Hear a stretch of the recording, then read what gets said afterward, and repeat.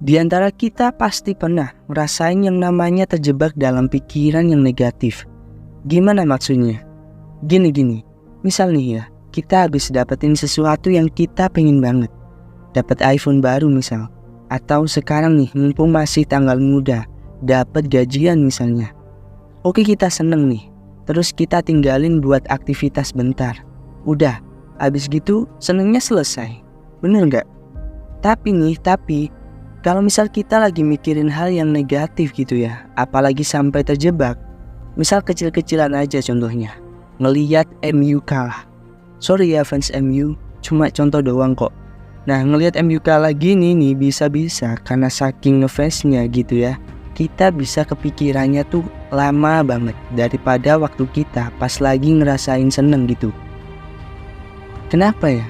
Ketika kita nih ya dikasih hal-hal yang gak menyenangkan hidup kita, rasa keselnya tuh kenapa lebih lama?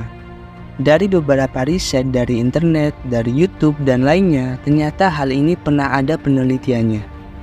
Contohnya gini, sebuah penelitian pernah dilakukan dengan cara mengumpulkan dua kelompok, yang mana di situ mereka dikasih tantangan. Kelompok A dikasih tahu bahwa kemungkinan berhasilnya itu 60%.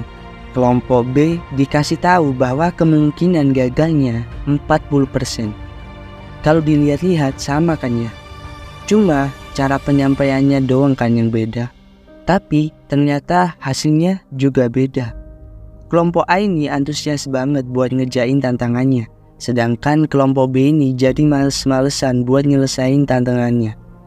Setelah itu, ketika para peneliti ini ngasih tahu ke kelompok A bahwa peluang gagal dari tantangan tersebut adalah 40%, mereka jadi nggak antusias lagi ngerjainnya.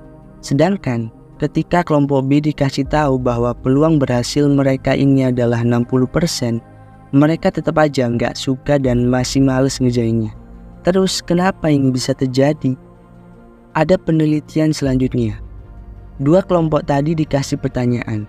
Kelompok A disuruh membayangkan seandainya ada tragedi tsunami di sebuah daerah. Daerah tersebut berisi 1.000 orang, lalu 800 orang selamat dari tragedi itu. Berapa yang mati? Sedangkan kelompok B dikasih pertanyaan dari 1.000 orang yang terkena tragedi itu, ada 800 orang yang mati. Berapa yang selamat? Pertanyaan sederhana kan, tinggal dikurangi aja tuh. Tapi ternyata dua kelompok ini punya perbedaan waktu saat menjawab.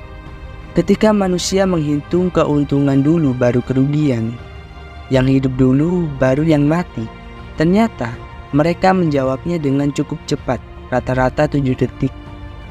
Dan sebaliknya, ketika disuruh menghitung kerugian baru keuntungan, itu jadi lumayan lama, rata-rata waktunya sampai 11 detik. Nah, apa sih kesimpulannya? Jadi, emang ketika kita mengalami hal-hal yang gak menyenangkan gitu ya, kita akan cenderung lebih lama buat move on. Dan emang pikiran kita itu lebih semakin mudah berganti dari baik ke buruk. Dan semakin lama ketika memikirkan hal buruk ke baik. Untungnya, sebuah penelitian bilang bahwa hal-hal kayak gini tuh bisa kita latih. Dengan cara apa? Dengan menulis dan membayangkan hal-hal positif di diri kita. Ternyata bisa membantu meningkatkan persentase kebahagiaan kita. Jadi yang bisa kita ambil dari sini adalah daripada hidup sambat-sambat terus dan berpikir bahwa hari ini adalah hal yang paling buruk buat kita, lebih baik isi pikiran kita dengan mengingat hal-hal baik di masa yang akan datang supaya kita bisa lebih bahagia. Terima kasih udah nonton video Your 20s ini. Semoga ada yang bisa dipetik meskipun sedikit, seenggaknya pelan-pelan bisa jadi lebih baik.